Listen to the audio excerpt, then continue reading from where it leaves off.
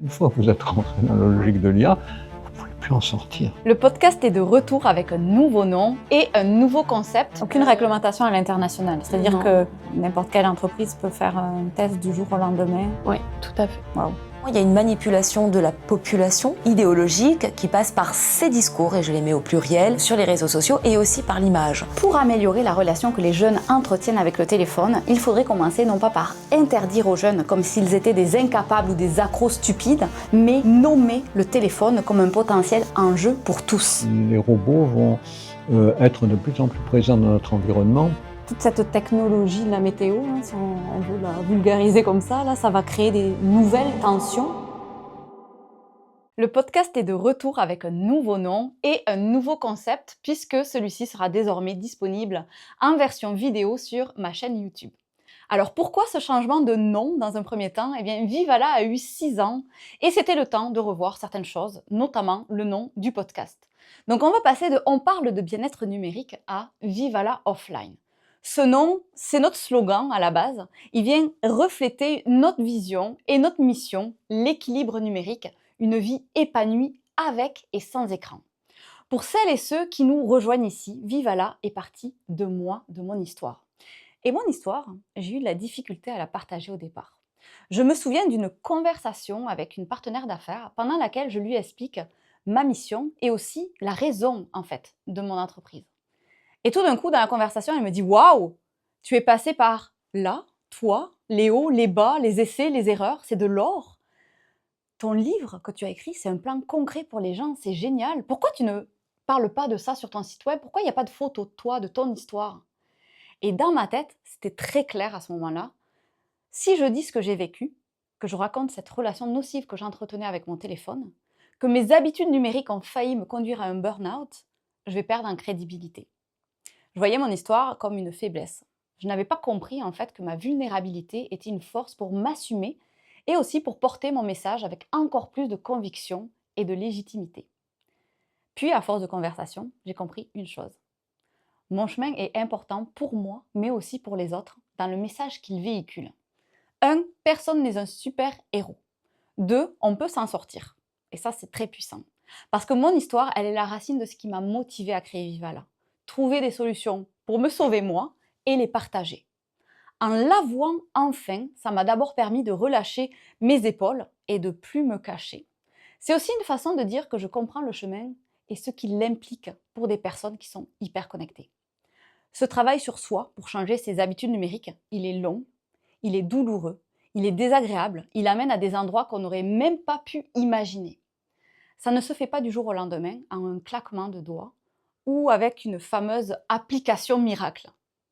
Vivre réellement la transformation, c'est très différent de penser la comprendre. Ressentir la souffrance et la combattre permet de partager des outils aux autres qui sont concrets et durables. Ce qui nous touche à l'intérieur vient allumer une flamme en nous. La raison profonde pour laquelle on va passer à l'action. Je n'ai pas lancé Vivala pour surfer sur une mode. Je vivais ce problème d'hyperconnectivité. Je le voyais autour de moi et j'ai voulu en fait trouver une solution. Cette surconsommation numérique m'a presque détruite. J'ai compris qu'en parler ouvertement faisait partie de ma thérapie. Et c'est aussi un message puissant aux personnes qui la vivent. Vous n'êtes pas seul et il y a une sortie. Je me suis rendu compte que trouver des solutions pour moi pouvait amener l'inspiration à d'autres personnes d'agir afin de transformer leur vie. Parce que notre attention dessine notre chemin, nos prises de décision, notre bien-être. Plus vous la laissez entre les mains de la technologie, plus votre magie s'estompe. C'est là, je pense, que j'ai compris l'impact. Quand vous avez des gens qui viennent vous voir à la fin d'une conférence pour vous remercier de votre message et de vos astuces, c'est vraiment super puissant. C'est à ce moment-là que j'ai cerné concrètement l'impact sociétal que Vivala a mené. Et du coup, chaque pas, chaque avancée, chaque progrès pour Vivala vibre d'une manière vraiment très spéciale et bien différente que si c'était juste une question d'argent. C'est une question d'humain, de famille, de vie alignée, de plaisir, de bonheur, de lien, d'harmonie au travail, de paix intérieure, de sérénité, d'avenir. C'est une mission pour prôner la vie avec un grand V. Il y a un sens profond derrière Vivala et c'est ce sens qui m'a permis de souffler les 6 années de mon entreprise cette année. Ce sens m'a donné la force de bâtir une entreprise complètement à contre-courant qui ne suit aucune mode. Et être à contre-courant, c'est difficile, je vous le cacherai pas, c'est continuer à se faire confiance quand tout le monde doute autour de vous. C'est célébrer chaque mini pas en avant parce que vous ne savez pas de quoi demain est fait. C'est se prendre des murs et continuer d'avancer. Ça sonne bien en marketing de marquer pionnière, visionnaire. Cela paraît parfois même un peu orgueilleux. Pourtant, ça n'a aucun lien avec l'ego. C'est un rappel des années, un rappel des tempêtes, une tape invisible dans le dos pour continuer à persévérer. C'est aussi une expertise dense, profonde, presque chirurgicale. Et donc, pour en revenir à cette conversation avec ma partenaire d'affaires et cette histoire de photo de moi, elle m'a convaincue d'essayer, comme vous l'avez compris.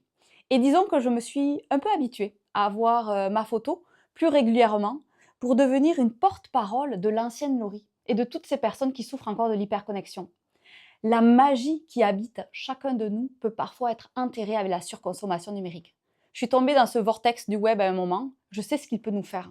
Parfois c'est motivant, parfois c'est destructeur. Aujourd'hui, après 6 ans, je me suis habituée à parler de mon dérapage sans peur de jugement.